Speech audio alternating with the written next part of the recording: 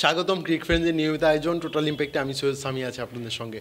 আমরা জানি যে চ্যাম্পিয়ন্স ট্রফির এবারের আসরটা পাকিস্তানের মাটিতে হওয়ার কথা, তবে এটা আসলে নানা কারণে ঝুলে আছে। চ্যাম্পিয়ন্স ট্রফির বিষয়ে সিদ্ধান্ত নেওয়ার জন্য আজকে একটা মিটিং হওয়ার কথা ছিল, সেটা হয়েছে তবে অল্প কিছুক্ষণের জন্য। চ্যাম্পিয়ন্স ট্রফির ভাগ্যটা আসলে কোন দিকে যাচ্ছে এটা নিয়ে আলোচনা করার জন্য হাজির হয়েছি। আমার সঙ্গে আছেন মুমিনুল ইসলাম। ধন্যবাদ আপনাকে সৈয়দ সামি। আচ্ছা, যে চ্যাম্পিয়ন্স ট্রফির অবস্থাটা আসলে কোন দিকে যাচ্ছে আপনার মনে হয়? চ্যাম্পিয়ন্স ট্রফিটা কি হবে কি হবে না? এইটা আসলে এখন সবচেয়ে বড় প্রশ্ন। আপনি যেটা বললেন যে হবে কি হবে না, এটা আসলে কেউই জানে না। এটা এমনকি পাকিস্তান যারা আয়োজক কিংবা যারা ধরেন ক্রিকেটের সর্বোচ্চ নিয়ন্ত্রক সংস্থা যাদেরকে আমরা বলি আইসিসি, তারাও নিজেরা এখন পর্যন্ত জানে না আসলে কী হতে পারে। কারণ এখন ভারত যদি না যায়, এখানে অনেকগুলো ব্যাপার আছে। আপনার একটা পলিটিক্যাল ইস্যুজ আছে, একটা বিজনেসের একটা ব্যাপার আছে, আর একটা হচ্ছে যে আপনি হার মানবেন না, এরকম কিছু একটা ব্যাপার থাকে। না, তবে এখানে কিন্তু সবচেয়ে বেশি যেই কনসার্ন সেটা আসলে নিরাপত্তা, যেটা ভারত আসলে ফিল ফ্রি করছে না যে তারা পাকিস্তানে গিয়ে নিরাপদে থাকতে পারবে। ভারত পাকিস্তানে গিয়ে নিরাপদ বোধ করবে না, এটা খুবই স্বাভাবিক ব্যাপার। মানে এটা আপনি যদি ধরেন, মানে ব্যাপারটা এরকম যদি হয় যে আপনি বায়ো বাবল, যেমন করোনা ভাইরাসের সময় কিন্তু একটা ব্যাপার হয়েছিল যে বায়ো বাবল তৈরি করা। আপনি যদি তাদেরকে একটা নিরাপত্তার বায়ো বাবলও তৈরি করে দেন, আপনি যদি একদম বলে না সোনায় মুড়িয়ে দেন, তারপরেও ভারত বলবে যে আমরা নিরাপদ বোধ করছি না। কারণ হচ্ছে এটা পলিটিক্যাল একটা ব্যাপার আছে। আপনি যখন একজনকে শত্রু ভাববেন, আপনি যখন পলিটিক্যালি যখন আপনি ওই যে 1947-46 থেকে যখন আপনার একটা যুদ্ধ তৈরি হয়, ওই সময় থেকে তাদের ভিতরে একটা রেষারেষি আছে। আর আপনি যখন আপনার সাথে যখন আমার সম্পর্ক ভালো হবে না, আপনার কখনো কোনো ভালো জিনিস আমার ভালো লাগবে না, মানে প্র্যাকটিক্যালি এটা হচ্ছে। আর একটা সত্য কথা যেটা হচ্ছে যে পাকিস্তানে আসলেই নিরাপত্তার একটা ইস্যু আছে। হ্যাঁ, বাংলাদেশ কিছুদিন আগে খেলে এসেছে বা অন্যান্য যে দলগুলো আছে তারাও খেলছে, কিন্তু আপনি যদি দেখেন লাস্ট কিছুদিনে যেমন তাদের যে রাজনৈতিক পরিস্থিতি, যেমন বাংলাদেশের আমরা জুলাই আগস্টের সময় দেখেছি, তাদের ওইখানে কিন্তু এরকম একটা পরিস্থিতি আছে। ইমরান খানকে যখন গ্রেপ্তার করা হয়েছে, তিনি জেলে আছেন, তাকে বের করার জন্য যে রাজনৈতিক সভা বা অন্যান্য ব্যাপারগুলো ঘটছে, সেটার কারণে কিন্তু বেশ কিছু জায়গায় আমরা বোমা বিস্ফোরণ দেখেছি, বেশ কিছু হাসপাতাল কিংবা অন্যান্য জায়গাতে কিন্তু আমরা এই ধরনের। আমি কিছুদিন আগে একটা ভিডিও দেখছিলাম যে একটা রেল স্টেশনে একটা বড় একটা বিস্ফোরণ হয়েছে। তাছাড়া আমি গতকালকে নিউজে পড়ছিলাম সেখানে একটা বাসে আসলে আততায়ীরা হামলা করেছে। এটা আসলে যে কোনো দেশের ক্রিকেটারদের জন্য আসলে খুবই কনসার্ন যে এটা সত্য। কারণ হচ্ছে আপনি দেখেন, যদি আপনি লাস্ট এই সপ্তাহে না গত সপ্তাহে যদি আপনি দেখেন, শ্রীলঙ্কা এই দল পাকিস্তানে সফর করছিল, তারা রাওয়ালপিন্ডিতে যখন খেলবে তখন হচ্ছে পুরো মানে রাওয়ালপিন্ডিতে হচ্ছে ধর্মঘট চলছিল, সেই কারণে তারা হচ্ছে সিরিজ বাদ দিয়ে চলে গেছে। সো আপনার যখন একটা এই দল যখন চলে যায়, তখন কিন্তু জাতীয় দল কিন্তু অনেক দূরের পথ। সো পাকিস্তান কিন্তু এখনও ওই নিশ্চয়তা কাউকে দিতে পারছে না, দেখাতে পারছে না। আপনি হয়তো মুখে বলছেন যে হ্যাঁ আমরা আপনাদেরকে সব ধরনের নিরাপত্তা দেবো, সরকার সবই দিবে, কিন্তু একটা ভিজুয়ালাইজেশন একটা ব্যাপার থাকে যে আপনি মানুষকে দেখাচ্ছেন যে আমাদের দেশে নিরাপদ, সেটা তো আসলে আপনি দেখাতে পারছেন না। কারণ প্রতি সপ্তাহে একটা না একটা বোমা বিস্ফোরণের খবর আসছে। আর পাকিস্তানে বোমা বিস্ফোরণ মানে আপনি 2009-এর খবর আপনার খুব ভালো করে জানা আছে, ব্যাপারটা এরকম আর কি। আসলে আইসিসি এবং পাকিস্তানের হাতে কিন্তু তিনটা অপশন আছে। আমি যদি এখন বলি, এখানে একটা হাইব্রিড মডেলের কথা চিন্তা করা হচ্ছে, যেটা আমরা লাস্ট এশিয়া কাপ দেখেছিলাম। হ্যাঁ, সেই এশিয়া কাপটাতে ভারত তাদের ম্যাচগুলো খেলেছিল শ্রীলঙ্কায়, বাকি পার্টগুলো হয়েছিল পাকিস্তানের মাটিতে। এরকম একটা সম্ভাবনা আছে। তাছাড়া আরও যে দুইটা সম্ভাবনা আছে, তার মধ্যে একটা হলো পুরো টুর্নামেন্ট পাকিস্তানের মাটিতে আয়োজন করা হবে। সেই টুর্নামেন্টে হয়তো ভারত অংশ নিতে পারবে না, সেক্ষেত্রে অন্য কোনো, শ্রীলঙ্কা সবচেয়ে এগিয়ে আছে খেলার জন্য সেক্ষেত্রে। আর আরেকটা চিন্তা আছে, এটা হওয়ার সম্ভাবনা আসলে খুবই কম বা অনেক ক্ষেত্রে বেশিও বলতে পারেন। সেক্ষেত্রে পুরো টুর্নামেন্টই আসলে অনুষ্ঠিত হবে পাকিস্তানের বাইরে, সেক্ষেত্রে হোস্টিং রাইটসটা পাকিস্তানের আন্ডারেই থাকবে। সেই টুর্নামেন্টে ভারত অংশ নিতে আসলে তাদের কোনো আপত্তি থাকে না। যেটা হচ্ছে যেমন লাস্ট নারী টি-20 বিশ্বকাপটা বাংলাদেশে শুরু গেলে কিন্তু বাংলাদেশের এই হোস্টিং রাইটসটা ছিল। এখন আপনি যে তিনটা পয়েন্টের কথা বলেন, আমি যদি মানে একটু মানে আপনাকে বলি যে প্রত্যেকটা পয়েন্ট যদি আপনাকে বলি, সেটা হচ্ছে যে প্রথম যে পয়েন্টটা হাইব্রিড মডেল পসিবল। এই টুর্নামেন্টে যদি আয়োজিত হয়, সেখানে সবচেয়ে পসিবল মানে যে জায়গাটা আছে বা যে জিনিসটা তৈরি হতে পারে, সেটা হচ্ছে হাইব্রিড মডেল।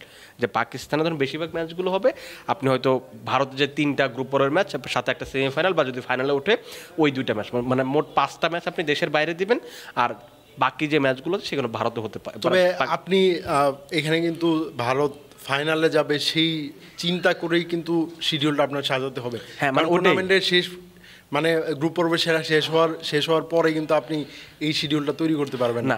তাছাড়া যে বাকি দলগুলো অংশ নিবে সেক্ষেত্রে আসলে তাদের জন্য একটা হ্যাকটিক সিচুয়েশন তৈরি হতে পারে, যেহেতু তারা পাকিস্তানে আসবে। পাকিস্তান থেকে ধরেন যদি হাইব্রিড মডেলের বাকি ম্যাচগুলো যদি দুবাইতে হয়, আবুধাবিতে হয়, সেখান থেকে তাদের কিন্তু এই জায়গায় কিন্তু শিফট করতে হবে, তাহলে বাকি দলগুলো কিন্তু চাপে পড়ে যাবে। আপনি যদি ট্রাভেলিংয়ের কথাটা চিন্তা করেন তাহলে দেখবেন যে আইসিসির এই টুর্নামেন্টটা যতদিন সময়ের জন্য একটা নির্ধারিত টাইম ফ্রেম করা হয়েছে, এই ফ্রেমটার কিন্তু বেশি সময় লাগতে পারে।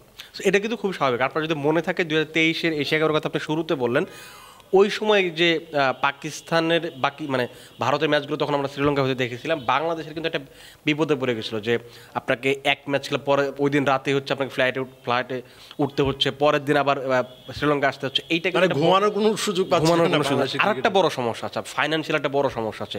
আপনি তো তখন আপনি নিজেই দেখেছিলেন যে ওই সময় শ্রীলঙ্কা পিসিবিকে বারবার চাপ দিচ্ছিল, তারা টাকা দিচ্ছিল না। ভেন্যুর একটা ফি থাকে যে আপনি আমার এখানে খেলছেন, আমাকে একটা নির্দিষ্ট ফি দিতে হয়।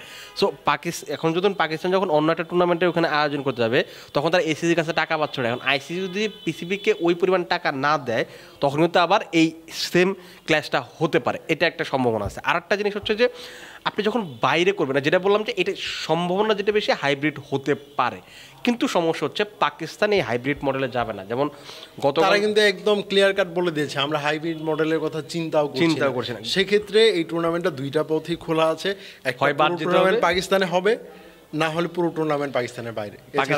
আরেকটা অপশন, আপনি এটা হয়তো অসম্ভব মনে হচ্ছে, কিন্তু আমার কাছে কেন জানি মনে হয় যদি এই পরিস্থিতি থাকে, ভারত আর পাকিস্তান যদি নিজেদের জায়গায় এইভাবেই থাকে, কারণ আপনি চাইলে পাকিস্তানের কাছ থেকে নিতে পারবেন এত তাড়াতাড়ি, কারণ ওদের কাছে রাইটসটা কিন্তু ওদের কাছে। আপনি যদি দেশের পরিস্থিতি যখন আপনি তখন নিতে পারবেন যখন আপনি বাকি 7টা দল একসাথে বলবে যে না আমরা পাকিস্তানে যাব না, তখন পাকিস্তানে কিছু করার থাকবে না। আমি শিওর যে এখন কেউ এভাবে হয়তো বলবে না, ডিরেক্টলি বলবে না।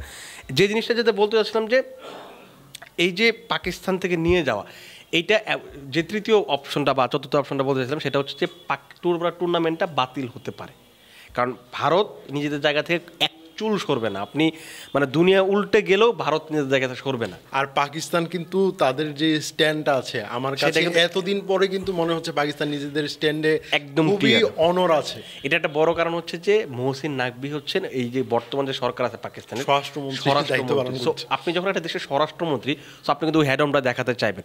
সো আইসিসি যে আজকে মিটিংটা ছিল, আপনি যেটা শুরুতেই বলেন যে অল্প জাস্ট 15 মিনিট একটা মিটিং হয়েছে, সেই মিটিংয়ের একদিন আগে কিন্তু পিসিবি আইসিসিকে সাফ জানিয়ে দিয়েছে আমরা হাইব্রিড মডেলগুলো চিন্তা করছি না, আপনারা যদি বিকল্প থাকে আমাদেরকে বিকল্প বলেন। আমি মিটিংয়ের ডিটেলসটা হয়তো জানি না, তবে আমার কাছে যতটুকু মনে হচ্ছে পাকিস্তান কিন্তু তাদের যেই দাবি দাওয়া, তাদের কি চাওয়া পাওয়া, সেটা কিন্তু আইসিসির কাছে ইমেলের মাধ্যমে বা লিখিত হোক সেটা কিন্তু জানিয়ে দিয়েছে। আইসিসি কিন্তু ফুল ব্যাপারটা জানে। সেক্ষেত্রে তারা কিন্তু জাস্ট এই মিটিংটা ছিল ভারতের কি মতামত সেটা জানতে চায়, অন্যান্যদের আসলে সেটা জানার পরে কিন্তু মিটিংটা আসলে 15 মিনিটের বেশি লাস্ট হওয়ার কথা না। ভারত যখন বলবে যে আমি যাব না, পাকিস্তান যখন বলবে যে আমি ছাড়বো না, তখন আপনি আসলে কি মিটিং করবেন? মানে এখানে তো আসলে আলোচনা পরে এগোতে পারবেন না যখন আপনি নেগোসিয়েশন যেতে না চাইবেন। সো আমার মনে হয় যে এই পরিস্থিতি এরকমই হয়েছে। তখন আসলে অনেক সময় হয় না যে আমরা ধরেন একটা মিটিং করছি, 10 মিনিট 5 মিনিট যাওয়ার পর রাগ উঠে গেছে, মানে কেউ কথা শুনছে রাগ উঠেছে, আরে মিটিং বাদ, এরকম পরিস্থিতি হতে পারে। এখন আমরা আসলে জানি না এই ব্যাপারটা কী হয়েছে, কিন্তু এটা যে ভালো সংকেত না। আমার এই মিটিংয়ের কারণেই বা এই 15 মিনিটের মিটিংয়ের কারণেই আমার কাছে মনে হচ্ছে এই টুর্নামেন্টটা বাতিল হলেও অসম্ভব না। কারণ আপনি ভারতকে ছাড়া কোনো দিন টুর্নামেন্ট আয়োজন করতে পারেন। কেন পারবেন না? একে তো হচ্ছে ভারত বড় ক্রিকেটীয় নেশন, সেকেন্ডলি হচ্ছে ব্রডকাস্টাররা কখনোই ভারতকে ছাড়া টুর্নামেন্টে যাবে না। এটা একটা বড় কারণ হচ্ছে, আমি একটা পরিসংখ্যান ইন্ডিয়ান পরিসংখ্যান দেখছিলাম, ইন্ডিয়ান সংবাদ মাধ্যমগুলো, যে একটা ভারত পাকিস্তান ম্যাচ মানে ওইখান থেকে ব্রডকাস্টাররা 2200 কোটি রুপি ইনকাম করে।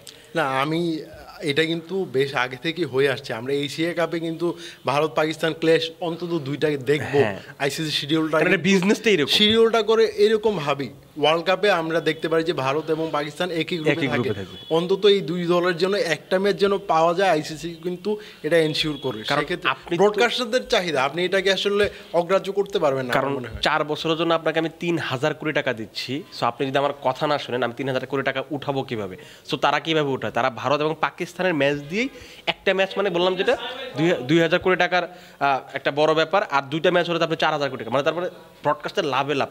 এখন ভারত যদি না যায় অটোমেটিক্যালি ভারত থেকে স্পন্সর আসা বন্ধ হবে। সেকেন্ডলি হচ্ছে আপনি এই টাকাটা পাবেন না।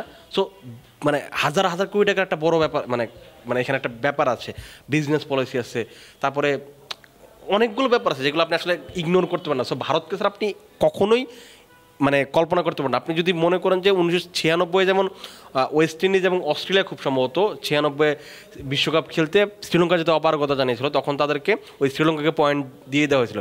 আপনি চাইলে এবার ভারতকে দিয়ে সেটা পারবেন না। আর আপনি যদি ভারতকে ছাড়া টুর্নামেন্ট করেন, পরবর্তীতে ভারত আইসিসি সারা জীবন ভুগবে। সো আইসিসি ওই রিস্কটা কখনোই নেবে না, টুর্নামেন্ট বাতিল করবে। কিন্তু না আবার এখানে কিন্তু আইসিসির সঙ্গে ভারতের মতবিরোধ হওয়ার কিন্তু কোনো সুযোগ নেই। আমরা জানি যে সেখানে আইসিসি সভাপতি হতে যাচ্ছেন জয় শাহ। সো মানে ডিরেক্টলি তাদের সঙ্গে লিঙ্ক আপ, তারা ভারতের যেই চাহিদাটা সেটা অগ্রাহ্য করার মতো সিচুয়েশনে আইসিসি যদি 100 টাকা ইনকাম করে, সেখানে অন্ততপক্ষে 70 টাকার কন্ট্রিবিউশন থাকে ভারতের। সো আপনি কীভাবে আপনার এত বড় যে স্টেক হোল্ডার, আপনি তাকে তো বাদ দিতে পারবেন না। যেটা এই জন্য আমি ওই সময় একটা কথা বললাম যে এই টুর্নামেন্টটা বাতিলও হতে পারে, কিন্তু হাইব্রিড না হলে বাতিল। মানে যদি পাকিস্তান আসলে নিজেদের অবস্থান সরে না আসে যে হাইব্রিডে যাবো না আমরা, তখন আসলে টুর্নামেন্ট আসলে মানে সত্যি অর্থে বাতিল হওয়ার আসলে কোনো সুযোগ নাই। সব নিয়ে মনে হচ্ছে যে টুর্নামেন্টটা আসলে খুব একটা শঙ্কার মুখে পড়ে গেল, খুবই শঙ্কার মুখে। আপনি আরও মানে আজকে সিদ্ধান্ত আসার কথা, এখন আপনি আরও 1 সপ্তাহ সময় নিচ্ছেন। এদিকে আমি ক্রিকবাজের গত সপ্তাহে রিপোর্ট দেখছিলাম যে আপনি 2 মাস আগে কিন্তু আপনি একটা টুর্নামেন্টের শিডিউল কিছু জানেন না, কারা কিভাবে কোথা থেকে ট্রাভেল করবে কিছু, তারা 2 মাস তো অনেক পরের। ক্রিকবাজ ওদিন বলছে যে ব্রডকাস্টের সাথে যে রুলস এবং রেগুলেশনটা আপনাকে অন্ততপক্ষে 90 দিন আগে ব্রডকাস্টারদের কাছে সূচি দিতে হবে, আপনাকে বলতে হবে কিভাবে কি হবে। এইটা তারা দিতে পারেনি, এবং ব্রডকাস্টাররা আইসিকে প্রতিদিন প্রেশার দিচ্ছে, না হলে হচ্ছে মামলা করার মতো হুমকিও দিচ্ছে। সো এই যে গতকাল যে মানে এখন যে সিচুয়েশনটা তৈরি হয়েছে, মানে আইসিসি সব দিকেই কট। না, আইসিসি যদি এই চ্যাম্পিয়ন্স ট্রফির আয়োজন করতে যদি না পারে, তাহলে কিন্তু ব্রডকাস্টারদের একটা বিশাল অঙ্কের জরিমানা দিতে হবে। ব্রডকাস্টারদের এই জরিমানা দেওয়ার পরে তাদের লসটা রিকভার হবে কিনা সেটা আসলে এটাও সন্দেহান, কারণ আপনি একটা টুর্নামেন্ট আয়োজন করে যত টাকা ইনকাম করতে পারবেন, আপনি জরিমানা নিয়ে আসলে মানে এত টাকা নিতে পারবেন না। আপনার কাছে যখন একটা টুর্নামেন্টের রাইট চলে আসে, ওই সময় কিন্তু আপনি কিন্তু জানেন না যে কত কোটি টাকা লাভ হতে পারে। এটা কিন্তু একদম ইনফিনিটি লেভেলে তখন আপনি জরিমানা দিবে হয়তো বা 3,000 কোটি টাকা দিবে, সেখানে 5,000 কোটি টাকা যদি জমে যায়, টুর্নামেন্টটা আয় করা কিন্তু সম্ভব ছিল। ভারত পাকিস্তানের দুটো ম্যাচ হলেই ওই ব্রডকাস্টার অন্তত 5,000 মানে 4,000 কোটি টাকা ইনকাম করবে, এটা মোটামুটি নিশ্চিত। সো এইটা কিন্তু দেখবেন আইসিসির যে আইসিসি বা এসিসি যে টুর্নামেন্টগুলো হয়, তার এমনভাবে করার চেষ্টা করে যে যেন ওই টুর্নামেন্টে অন্তত 2 বার ভারত পাকিস্তানের ক্ল্যাশ হয়, মানে এটা হচ্ছে প্ল্যান্ড। সো এখন আসলে আপনি ব্রডকাস্টারদের জরিমানা আইসিসি এত টাকা দিবে আমার কাছে মনে হয় না। ধন্যবাদ মমিনুল আমার সঙ্গে থাকার জন্য। ধন্যবাদ। অনুষ্ঠানটা শেষ করছি। দর্শক, ক্রিকফ্রেন্ডলি নিয়মিত আয়োজনে আমাদের সঙ্গে থাকার জন্য ধন্যবাদ। পরবর্তী কোনো পর্বে অন্য কোনো বিষয় নিয়ে কথা বলার জন্য আবার হাজির হব। ক্রিকফ্রেন্ডলির সঙ্গে থাকুন।